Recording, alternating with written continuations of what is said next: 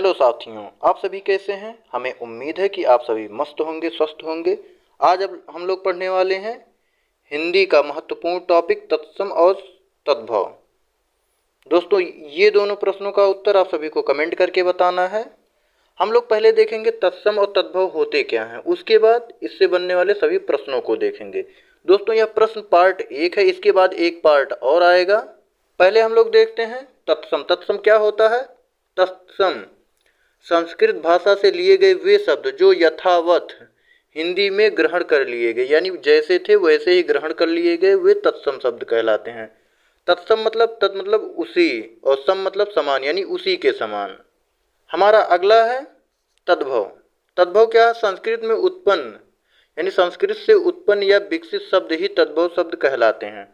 तद मतलब उसी या उससे, उसी के या उससे, और भव मतलब उत्पन्न, यानी उसी से ही उत्पन्न हुए हों, ऐसे शब्दों को तद्भव शब्द कहलाते हैं। तो दोस्तों, आइए हम लोग देखते हैं तत्सम और तद्भव के प्रश्नों को। दोस्तों, अगर वीडियो पसंद आए तो लाइक जरूर कर दीजिएगा। हमारा पहला प्रश्न है, प्रिय का तद्भव है, यानी प्रिय शब्द का तद्भव क्या है। तो प्रिय का प्रिया हो जाएगा दोस्तों।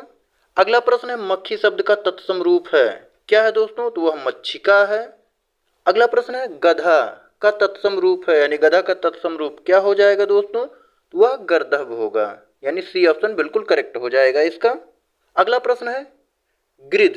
गिद्ध शब्द का तद्भव रूप होगा, क्या होगा दोस्तों। तो गिद्ध शब्द का गिद्ध होगा।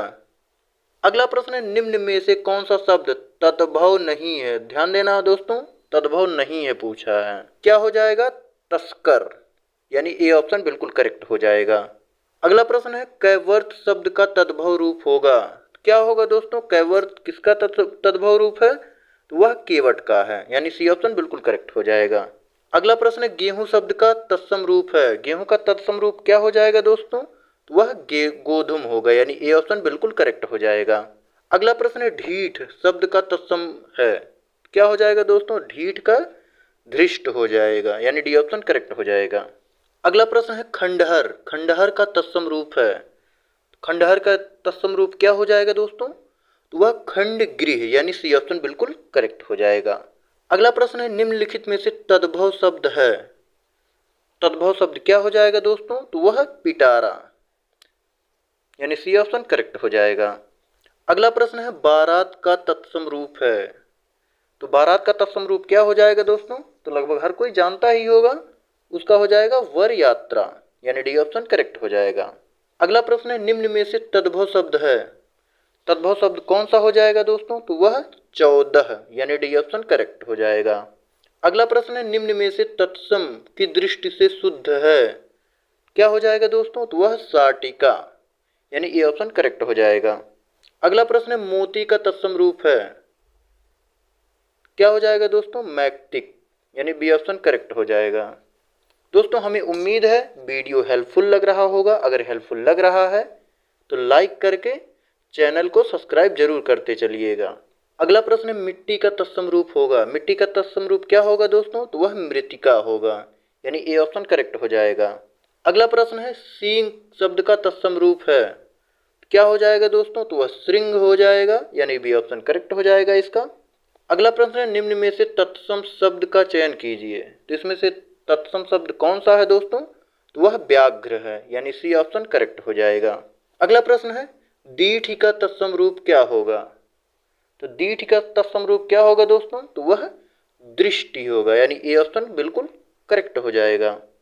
अगला प्रश्न है, माँ शब्द का तत्सम रूप है, तो माँ शब्द का तत्सम रूप क्या हो जाएगा। तो वह मातृ हो जाएगा, यानी डी ऑप्शन करेक्ट हो जाएगा। अगला प्रश्न है, कौन सा शब्द तत्सम है, यानी इनमें से कौन सा शब्द तत्सम है। तो वह दोस्तों सुश्रूषा जो है यह तत्सम शब्द है, यानी ए ऑप्शन बिल्कुल करेक्ट हो जाएगा। अगला प्रश्न है, निम्न में से तद्भव शब्द है, तद्भव शब्द क्या हो जाएगा दोस्तों। तो वह मनई, यानी बी ऑप्शन इसका करेक्ट हो जाएगा। अगला प्रश्न है, निम्न में से तत्सम शब्द है, तो तत्सम शब्द कौन सा हो जाएगा दोस्तों। तो वह तीर्थ हो जाएगा, यानी इसका डी ऑप्शन बिल्कुल करेक्ट हो जाएगा। अगला प्रश्न है, इनमें से कौन सा शब्द तद्भव है, तद्भव शब्द कौन सा हो जाएगा दोस्तों। तो वह भंवरा हो जाएगा, यानी इसका सी ऑप्शन करेक्ट हो जाएगा।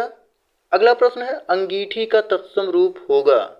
अंगीठी का तत्सम रूप क्या होगा दोस्तों? तो वह अग्निष्ठिका होगा, यानी इसका ए ऑप्शन बिल्कुल करेक्ट हो जाएगा। अगला प्रश्न है निम्न में से कौन सा शब्द तत्सम नहीं है? ध्यान देना दोस्तों, नहीं पूछा है, तो इसका कौन सा हो जाएगा? हल्दी, यानी इसका डी ऑप्शन बिल्कुल करेक्ट हो जाएगा। अगला प्रश्न है निम्न में से तद्भव है। तद्भव शब्द कौन सा हो जाएगा दोस्तों? तो वह ओझा तद्भव शब्द हो जाएगा, यानी इसका सी ऑप्शन करेक्ट होगा। अगला प्रश्न है निम्न में से कौन सा शब्द तत्सम है?